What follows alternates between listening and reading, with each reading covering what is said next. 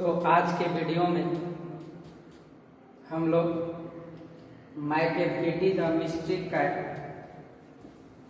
के ऑब्जेक्टिव का अध्ययन करें। माइकेलिटी द मिस्ट्री कैट, तो इसका अध्ययन करने के बाद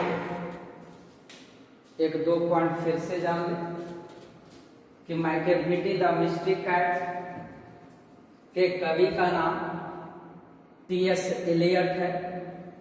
माइकेलिटी द मिस्ट्री कैट के कवि का नाम टी.एस. एलियट। टी.एस. एलियट बच्चे लोग याद रखेंगे। माइकेलिटी द मिस्ट्री कैट के कवि का नाम टी.एस. एलियट।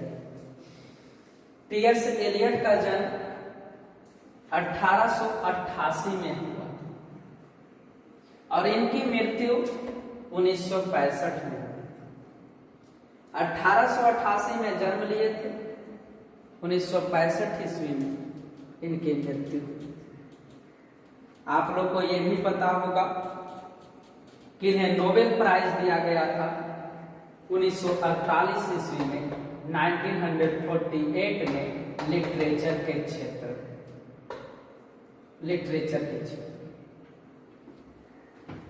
मैंने यह भी बताया था बाबू कि माइकेलिटी द मिस्ट्री कैट या तो लाइट पोयम होगा या तो ह्यूमरस पोयम होगा। लाइट और ह्यूमरस का अर्थ होता है हास्य कविता। हास्य कविता, यह हास्य कविता टी.एस. एलियट के द्वारा ही रचित एक किताब ओल्ड पोसम बुक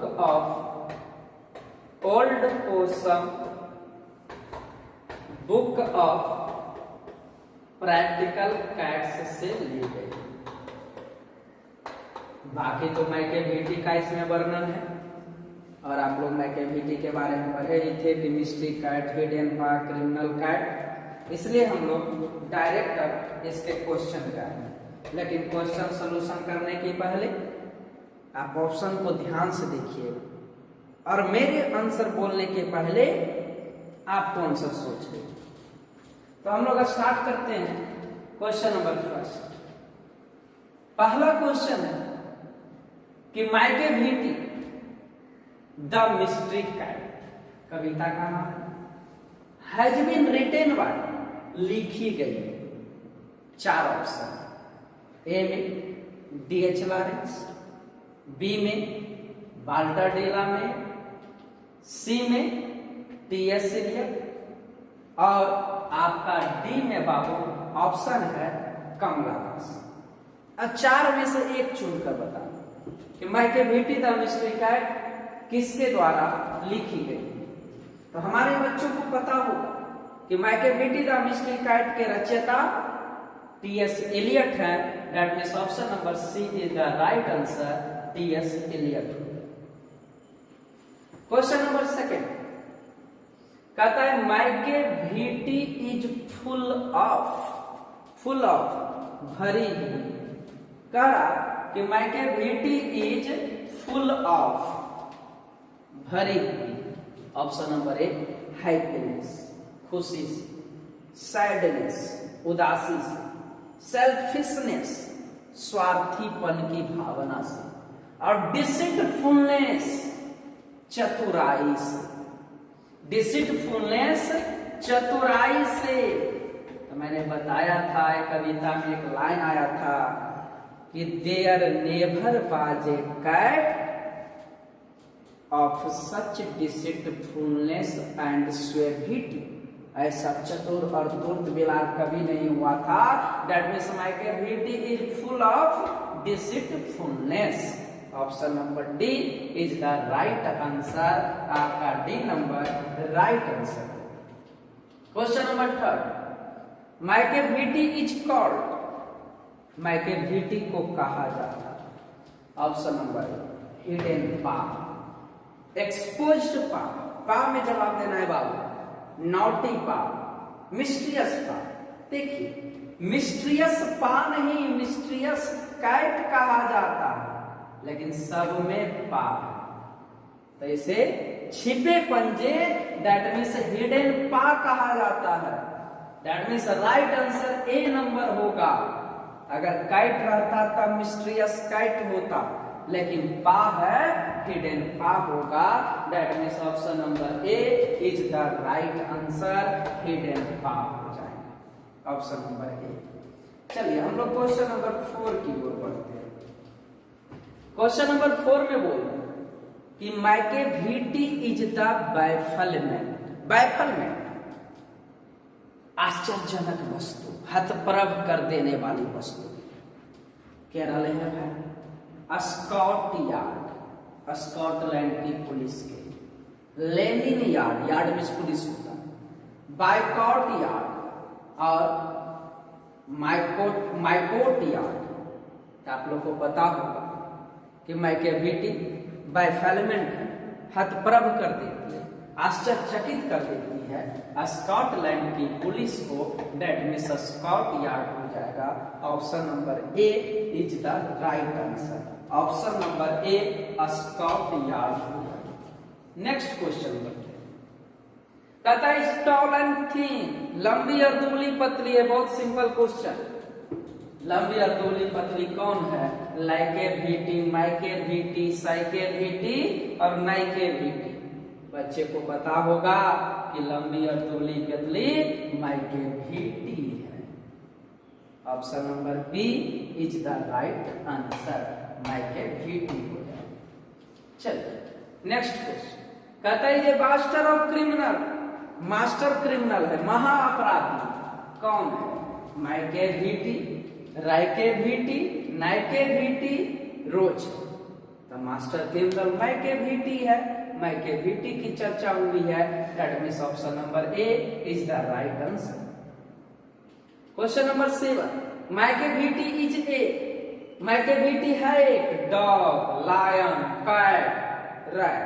बच्चे को पता होगा कि माइकेविटी एक कैट है, बिलार है। That means option number C is the right answer. Question number 8, Macavity moves, moves गति करती है, लाइक ए, एक की तरह। क्या चीज की तरह माइकेविटी गति करती है? मैंने बच्चों को पढ़ाने वक्त बताया था, याद करे।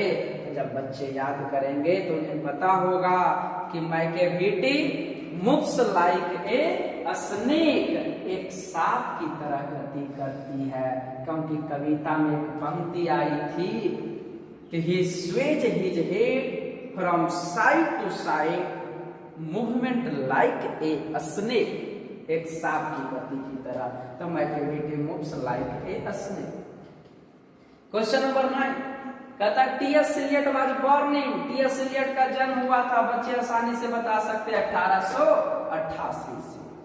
याद रखेंगे टी.एस. इलियट का जन्म 1888 ईस्वी में हुआ था, 1888। कहता टी.एस. इलियट डाइड इन, मृत्यु पूछ रहा है बाबू, बच्चे आसानी से बता सकते हैं, कल से 2-3 बार मैं बता चुका हूं। That means 1965, 1965। आगे बढ़ते हैं। नेक्स्ट क्वेश्चन कि Macavity the mystery cat is, Macavity the mystery cat है, देखिए क्या, ड्रामा, सैटियर, लाइट पोएम और लिटरेरी पोएम। मैं आज शुरू में भी चर्चा किया था कि माइकेविटी द मिस्ट्री काइट या तो एक लाइट पोयम है, हास्य कविता है, या तो ह्यूमरस पोयम है। दोनों का हिंदी हास्य होता है। तो माइकेविटी द मिस्ट्री काइट एक लाइट पोयम होगा, दैट मीन्स हास्य कविता होगा। तो Macavity the mystery cat is a light. Next question, कहता माइकेविटी डिसअपियर्स, डिसअपियर का अर्थ होता है गायब हो जाना। माइकेविटी गायब हो जाती है, कहां से? From the place of theft, चोरी के स्थान से। जहां चोरी हुआ उस स्थान से माइकेविटी गायब हो जाती है। बिफोर के पहले, रिच देयर पहुंचने के पहले। किसके पहुंचने के पहले? माइकेविटी चोरी के स्थान से गायब हो जाती है। ऐसे भी बता सकते हैं पुलिस। पुलिस के पहुंचने के पहले मायके बेटी चोरी के स्थान से गायब हो जाती है, क्योंकि जब कोई चोरी करेगा उसे पकड़ने के लिए पुलिस आएगी और उसके पहुंचने के पहले ही मायके बेटी वहां से गायब हो जाती है। क्वेश्चन नंबर 30 कहता है मायके बेटी इज, मायके बेटी है, फैट है, शॉर्ट है, शॉर्ट मीन्स नाटा, टॉल एंड थिन, लंबा और पतला, और डोम शेप्ड, गुंबदाकार। देखो उसका सर गुंबदाकार है, लेकिन सर के बारे में नहीं पूछ रहा है, हेड के बारे में नहीं पूछ रहा है, मायके बेटी पूरे शरीर के बारे में पूछ रहा है। तो मायके बेटी इज टॉल एंड थिन, लंबी और पतली है, option number C. Option number C tall and thin. अगर ये रहता भी गुंबदाकार तो डोम देता, लेकिन डोम दिया। दैट मीन्स पूरे मायके बेटी का फिजिकल स्ट्रक्चर पूछ रहा है, दैट मीन्स आपका right answer toll and thin होगा। चलिए अगला क्वेश्चन कहता द पोएट कंपेयर्स मायके बेटी। कंपेयर्स मीन्स होता है तुलना करना। कवि तुलना करते हैं, किसका? मायके बेटी का तुलना करते हैं। किससे करते हैं? समुद्रगुप्त से, बिस्मार्क से, नेपोलियन से, चार्लेस से। बच्चे जवाब दे सकते हैं। आप लोग को पता होगा, मैंने बताया था कि मायके बेटी is the Napoleon of crime. That means कभी मायके बेटी की तुलना करते हैं नेपोलियन से। तो बच्चे याद रखेंगे, कभी तुलना करते हैं मायके बेटी का नेपोलियन से। अगला कहता है मूंग जेरी एंड ग्रीडल, या मूंग जेरी और ग्रीडल बोन आर ऑल्सो है। मूंगजेरी और ग्रीडल बोन बिलार का नाम है, वो भी अपराधी बिलार है जिसकी काली करतूतें विश्व प्रसिद्ध है। देखिए क्या होगा, डॉग्स, कैट्स, रैट्स, लायंस। तो कैट्स क्रिमिनल कैट्स, क्रिमिनल तो दिया नहीं है, तो सिर्फ कैट्स आंसर मारेंगे। That means option number B is the right answer. तो बच्चे याद रखेंगे ऑप्शन नंबर बी, यानी कि B is the right answer. कहता है next question, is from, from इससे, कलेक्शन संग्रह, कॉल्ड कहा जाता है। Old portion book of practical cats, यानी कि old portion book of practical cats से लिया गया है। कौन कविता? तो Macavity the mystery cat, option number A. Old portion book of practical cat से Macavity the mystery cat. Question number 70 कहता मायके बेटी इज द पेट कैट, पालतू बिल्ली है बाबू। तो मायके बेटी पालतू बिल्ली है। तो जब मायके बेटी पालतू बिल्ली है, तो हालांकि कुछ कुछ लोग बता देते हैं कि यह टी.एस. इलियट की पालतू बिल्ली है, लेकिन यदि वह टी.एस. इलियट की पालतू बिल्ली होती तो वह अपराध नहीं करती। वह क्रिमिनल कैट है, रंगदार है, वह पालतू नहीं हो सकती। That means none of these मारे, इनमें से कोई नहीं। पेट कैट के निकल, लेकिन कुछ लोग टी.एस. इलियट का पेट कैट बताते हैं, लेकिन नन ऑफ दीज।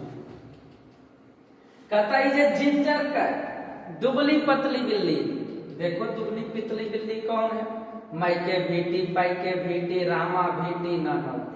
तो मायके बेटी जे जिंजर कैट, मायके बेटी दुबली पतली बिल्ली।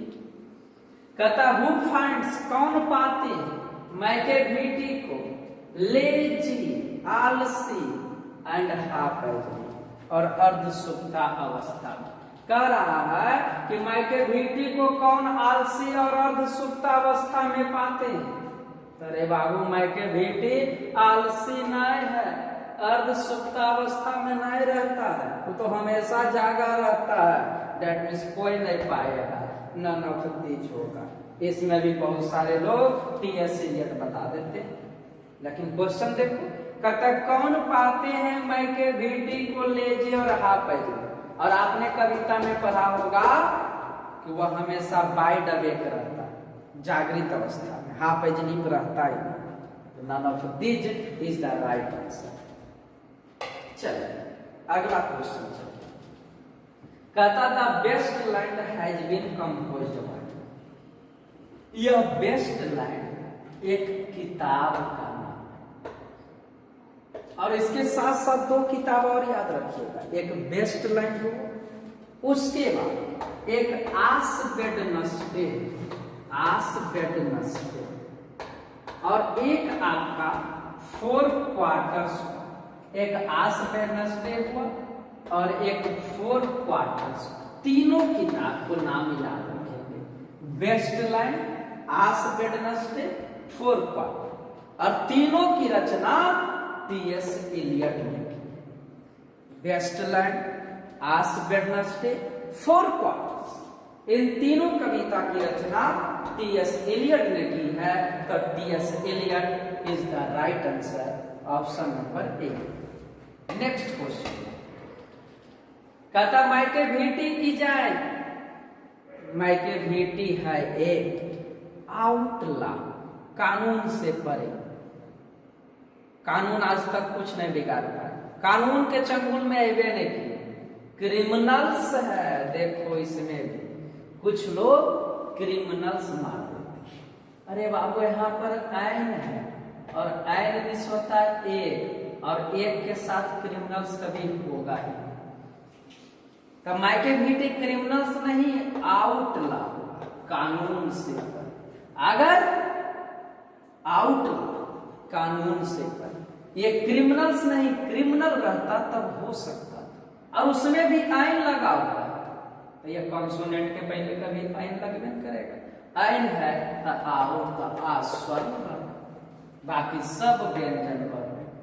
That means Macavity is an outlaw is the right answer. Next question कहता T S. Eliot is, T S. Eliot है, देखिए क्या सेंचुरी में सवाल कर रहा है। तो याद करें, कल भी मैंने सिखाया था पिछले ऑब्जेक्टिव के क्लास। 1888 में जन्म, 1965 में मरे।